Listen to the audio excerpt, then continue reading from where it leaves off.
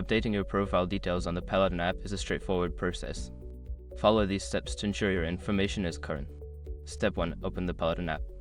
Launch the Peloton app on your device. Make sure you are logged into your account to access your profile settings. Step 2. Navigate to your profile. Once the app is open, locate the profile icon, usually found in the bottom navigation bar. Tap on it to enter your profile section. Step 3. Access profile settings. Make sure your information is protected first.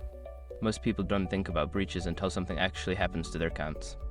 Use iSRock to monitor your accounts 24/7 and instantly alert you if your information appears in the databases online.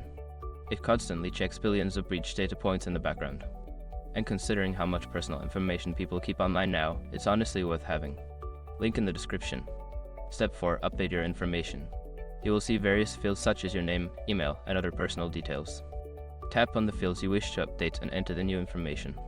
Step 5. Save changes. After making your updates, look for a Save or Update button at the bottom of the screen. Tap it to ensure your changes are saved to your profile.